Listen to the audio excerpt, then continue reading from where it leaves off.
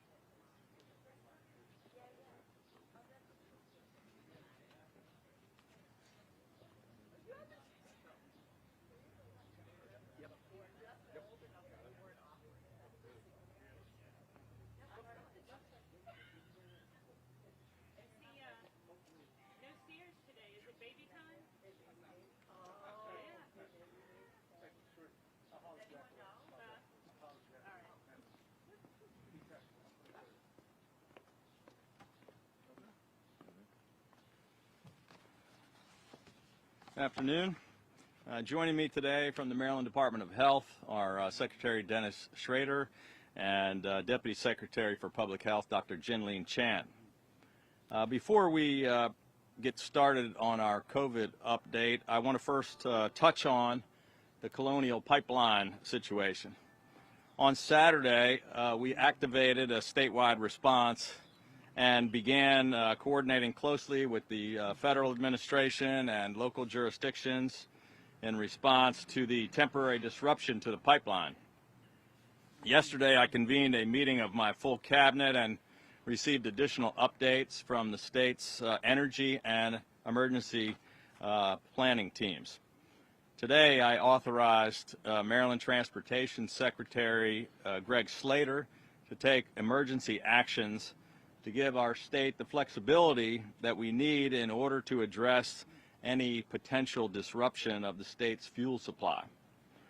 Operators of the pipeline continue to anticipate that this disruption will be short-term, but our state has mobilized a multi-agency response and is prepared for all contingencies.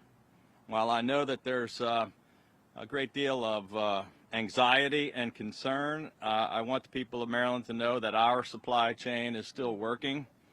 There is certainly no need for panic buying. In fact, that would make the situation worse. But our team is continuing to closely monitor this incident, and we will keep Marylanders fully informed of any new developments. Now, moving on, I'm pleased to report that we're making great progress on COVID-19. Our continued recovery and a return to normal are dependent on two key factors: getting Marylanders vaccinated and continuing to see improvements in all our key health metrics.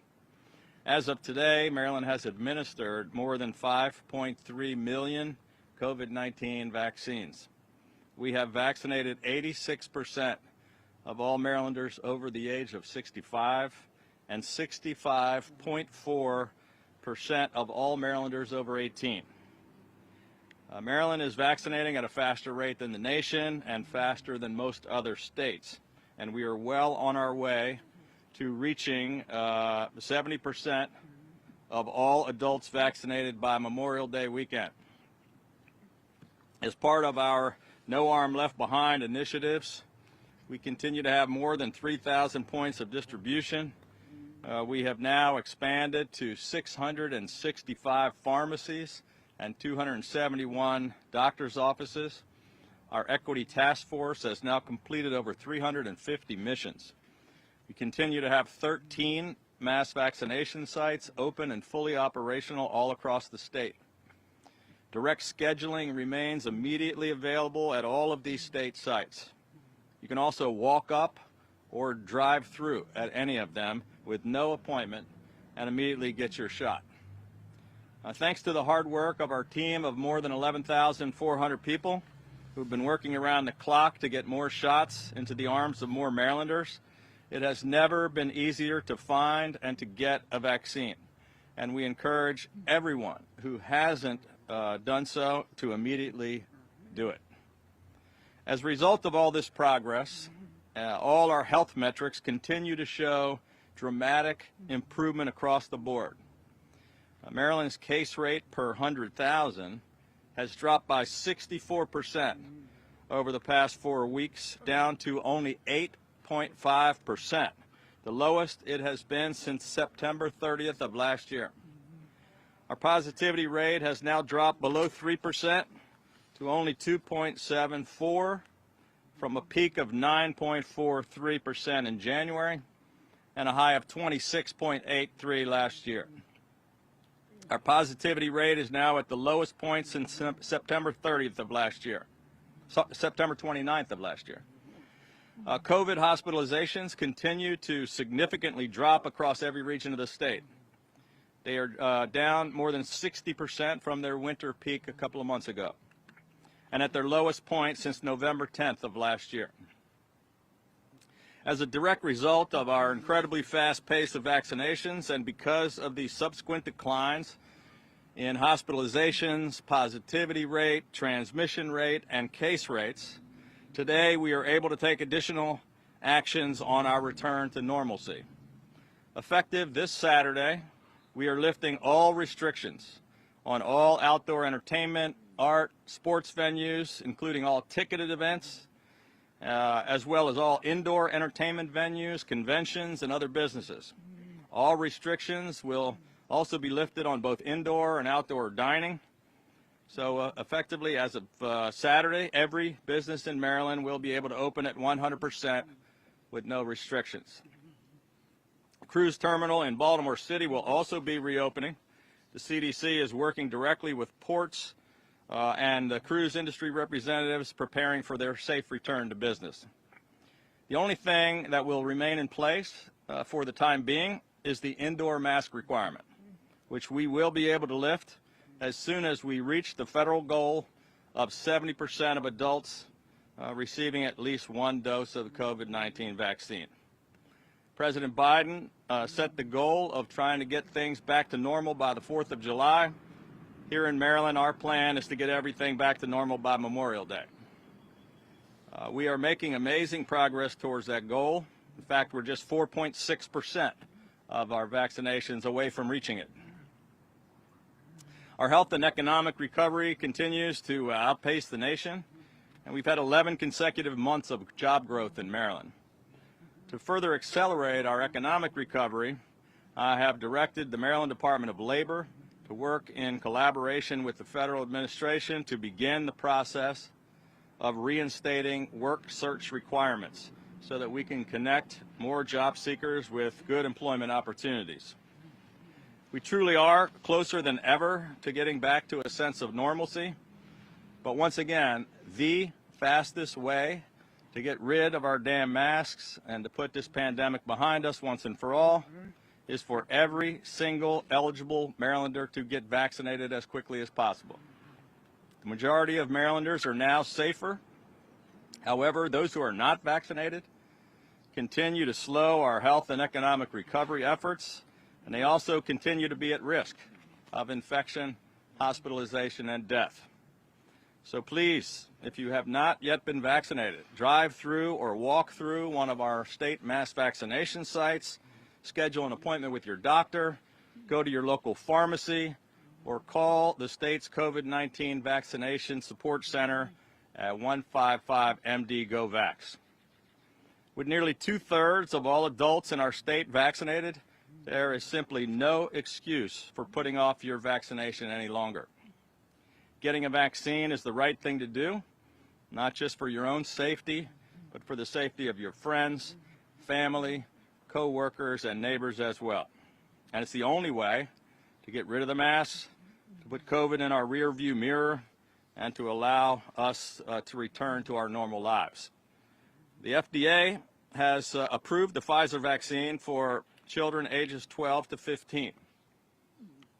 For the past few weeks, the state health department has been preparing for this and working on an aggressive plan for vaccinating our 12 to 15-year-olds. We expect the final approval from the feds later today. Eligibility for adolescents in Maryland will open tomorrow, and 11 of our state mass vaccination sites, as well as hundreds of pharmacy locations, will be immediately ready to vaccinate our 12 to 15-year-olds. And for more details on that effort, I'm going to turn it over to Dr. Chan.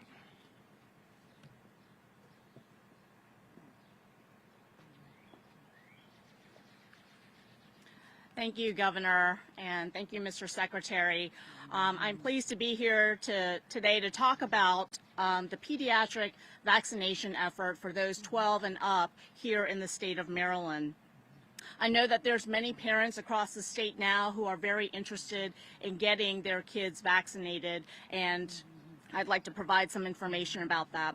As the governor mentioned on Monday, the Federal Food and Drug Administration approved the EUA expansion for those 12 to 15 years old for the Pfizer vaccine. This has met the FDA's rigorous and scientific standards for safety as well as efficacy for kids between the ages of 12 to 15. In clinical trials, that included more than 2,000 adolescents in that age range, the Pfizer vaccine demonstrated 100% efficacy in preventing COVID-19 infection. It also showed robust antibody responses in that age group, which means that their immune system was responsive to the vaccine in similar ways to young adults and also teenagers 16 and 17 for whom Pfizer was already approved. It also showed that the vaccine was well tolerated, with similar side effects as we have heard and seen among adults and young adults, including pain at the site of injection, fatigue, headache, sometimes a low-grade fever or muscle aches, but those usually resolved within 2 to 3 days. Earlier this afternoon, the CDC's ACIP committee or Advisory Committee on Immunization Practices met to discuss in detail the data on both safety and efficacy for the Pfizer vaccine. What they did after considerable discussion and after presentation of the detailed data is that they did vote to recommend that the Pfizer vaccine be approved for use in children 12 to 15 years of age. And more detailed recommendations from their meeting will be issued at a later point. So these are recommendations that will be made to CDC's director. So in preparation for this, here in the state of Maryland, we have been working for weeks to provide vaccines for children in this age group. And once the CDC issues its final approval, which we anticipate this evening, families can take their adolescents to locations around the state where Pfizer vaccine is already offered. To start, as the governor has mentioned, we have 11 state-run mass vaccination sites that have the Pfizer vaccine and about 300 pharmacies as well as locations in local health departments and in hospital-based clinics that will be available on our COVIDVax website. We've been working closely with our local health officers in every county, with the Maryland Academy of Pediatrics, as well as the Academy of Family Physicians here in the state, to work on expanding locations in physician practices where 12 to 15-year-olds can get vaccinated in the coming weeks. This will include more pediatricians and other providers that are willing to vaccinate minors as well as their family members. And we know that this is important because families have said time and again that they would want to get vaccines at their pediatricians' offices. So that's why we are working very actively to make sure that these providers have, as soon as possible, availability of Pfizer vaccine for their patients. At many of these sites, it is important to note, including at the state's mass vaccination sites, minors will need to be accompanied by a parent or guardian in order to be vaccinated. We encourage families to go to our vaccine finder website at covidvax.maryland.gov to look for a location that has Pfizer vaccine. This website has been newly updated with a new search function to allow families to search specifically for locations that are able to vaccinate individuals 12 and up. So an important question is, why vaccinate? Why vaccinate young kids? And, you know, as the governor said, and if you look at our metrics, this vaccine and the other life-saving vaccines, including from Moderna and Johnson & Johnson, are part of our state's toolbox to help us turn the corner on COVID-19. And especially as we race now against the ongoing spread of these new variants that are more infectious, it is more important than ever to get everyone vaccinated, and now we can vaccinate adolescents 12 to 15. The proportion, as we have seen even here in Maryland, of children and teens who are getting infected with COVID-19 has been increasing. And this has increased because, in part at least, of how well we have done in vaccinating adults. So now our attention shifts so that we can focus on vaccinating younger children. Vaccines can protect teens against infections and potential complications from COVID-19, and importantly also decreases the chance that they could spread the infection to others. Of course, I understand that this is a personal decision for families and for parents, and I encourage families to ask questions and continue to seek out information from trusted sources, especially your pediatricians and your family doctors. But I have to say, I am not just a physician. I'm also a parent, and my son falls into this age category. And so we have been having conversations with him about getting vaccinated and what the importance of it is and what to expect and why it is important for him so that he can get back to some of the activities that he missed out on last year, like summer camps and hanging out with friends and other activities. So this is really what we are vaccinating for, to get back to a normal that our kids and our families deserve. So once the CDC provides its formal approval, we will make additional announcements to parents, providers, and clinicians. So thank you so much. Happy to take questions. Turn it back to you, Governor. I'll just give the hard ones to you. With that, we'd be happy. Tom? Governor, thank you. You mentioned just a moment ago you directed the Department of Labor to institute the work search requirements. Governor, do you know there's 5 states now that the governors have decided to end the $300 additional extended federal unemployment benefits. We've heard anecdotally the focus of today, business owners in Ocean City saying they're having hiring trouble with employees right now because they can't compete against the rate that unemployment is taking. Have you looked into whether or not Maryland should end this now, or would you like to see it sunset as scheduled in September? Well, so we've been following the other states and talking with other governors about this. I've certainly heard from business owners, not just in Ocean City, but all across the state, particularly in the hospitality and the restaurant business, about the difficulty in getting people back, which is precisely why we were taking the trying to get the work search requirement back in. It's not just anecdotal. I mean, there's no question there are some people that have made the decision to stay home and to collect unemployment rather than returning to work. We hear that every day from hundreds of people. And so we think the step we're taking is probably the right one. There are some people who really have been trying to find work and do need those benefits, and Maryland's cost of living is higher than a lot of those other states. So we're not as impacted. Our unemployment is very low and 11 straight months of job growth. We're not as directly impacted, and at this point we think we're taking the steps that we need to take.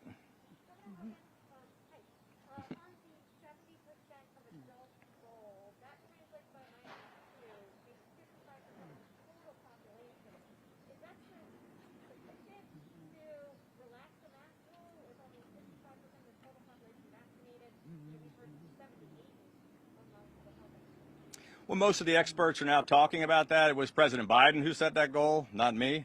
Anthony Fauci, Dr. Gottlieb, a number of others are saying that we should be lifting the mask rule now. And we think we found the right spot. Our numbers are, as I mentioned, much lower than they've been all year, hitting our lows of last year. Hospitalizations, everything dropping, and we believe we're taking the prudent steps. We're not taking it today because we want to continue to make a little more progress.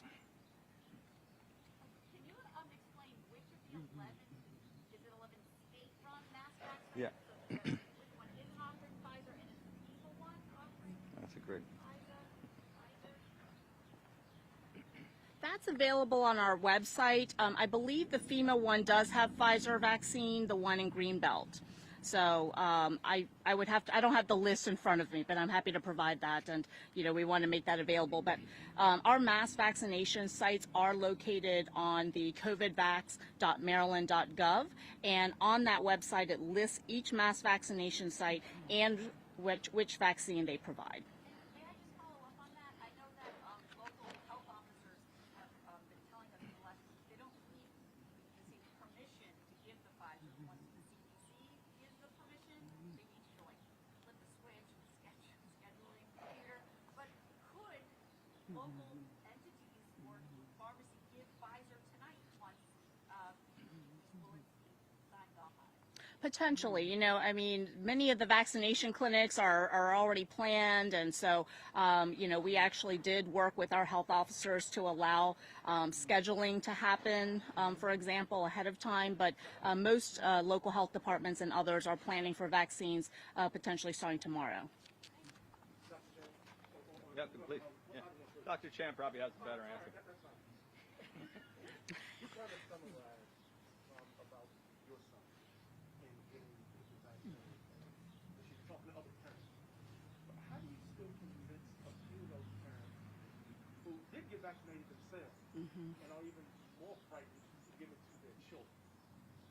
You know, I think that, as we look at the course of the pandemic, what the FDA and the CDC experts weighed was, what is the risk benefit? And as we look at COVID-19, the impact of cases, so getting sick is one thing, getting hospitalized. We know that individuals who are older, of course, are at the highest risk of dying, but it doesn't mean that it's zero risk for the younger adults and for kids as well. And so for me, it's about protecting my child, but also protecting the people who might be around him, whether it's other adults and other teachers, people who might not be able to get vaccinated, and there are those who can't. And so, it's the same issue with any vaccinations, that what we're looking to do is protect the person and also protect the people around them.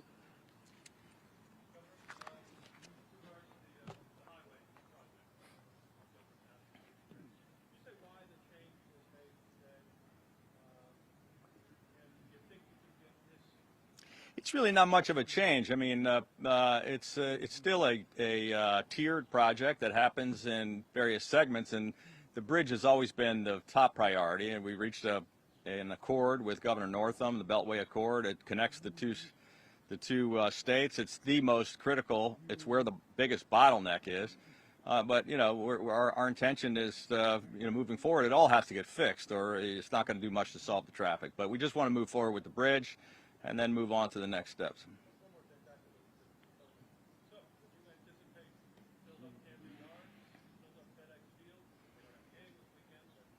Well, I'd love to see Camden Yards get filled up. Even when there was no pandemic, we had a hard time filling it up. And since we're the landlord, we'd love to get that extra rent money too, and we want to see the O's do well. So, but we'd love to see it. These are decisions, because we're authorizing them to be able to do it, doesn't mean each business is going to make that decision. Major League Baseball and the Orioles will make their own decisions about what to do, but I think they're going to want to increase capacity definitely. And I've had discussions with both the Ravens and the Washington football team. They're both very anxious to be at 100% in the fall, and they should be able to do it.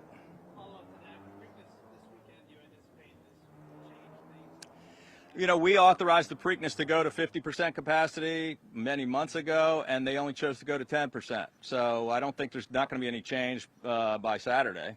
But next year, hopefully, we'll have it full again. Governor, as far as the gas situation is concerned, you said that the supply is good here in Maryland. Gas buddies reporting about 11% are out of gas as far as stations in Maryland.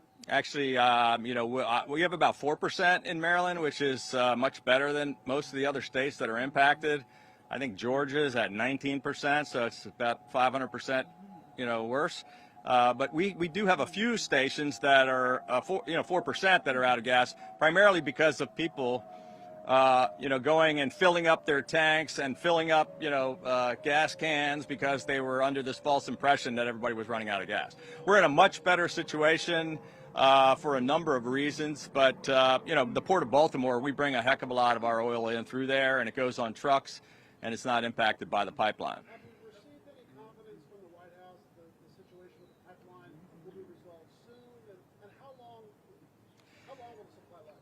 Well, that's a great question. We've been trying to get answers, and I'm not sure anyone knows the answers. This is an unregulated industry. It's a privately owned pipeline.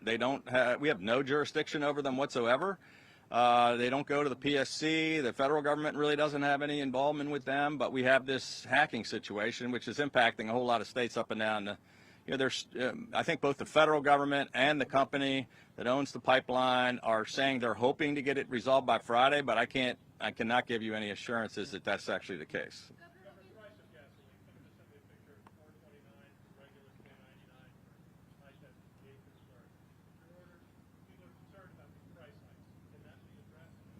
Well, I don't know the specifics of somebody tweeting you about that, but yeah, we're not going to allow for price gouging, and we'll take steps to stop that from happening. Governor Hogan, turning to tomorrow, the crime meeting that you have scheduled with Mayor Scott and Commissioner Harrison, is that still happening? One, and two, is the CJCC a non-starter for you? I know the mayor said today he's looking at making it a voluntary basis to restart it. And what specific type of crime plan are you looking to hear from these city leaders tomorrow? Well, look, I'm looking forward to the meeting. We've been asking for quite some time, and then the mayor said back in December he was going to put out a detailed plan on how he was going to address violent crime. We've been meeting with them. Our teams have been on a weekly basis. We had our whole administration met with them back in March.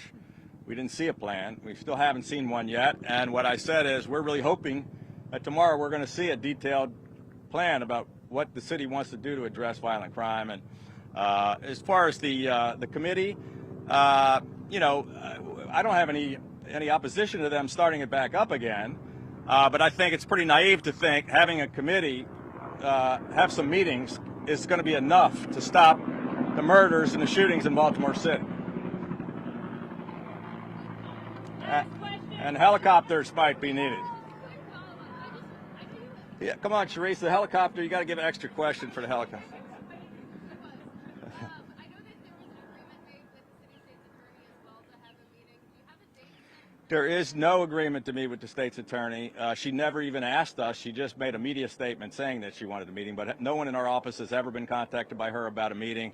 Quite frankly, given the fact that she's under federal investigation and not really prosecuting crime, I'm not sure it'd be very productive.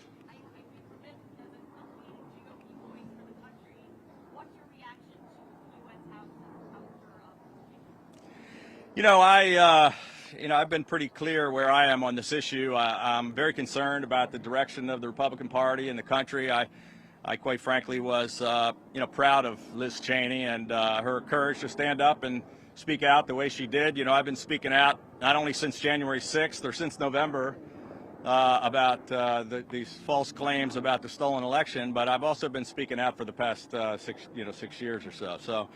I think Liz Cheney showed a lot of courage.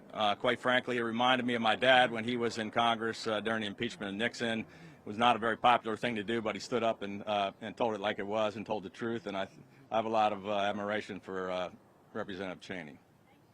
Thank you. Thank you.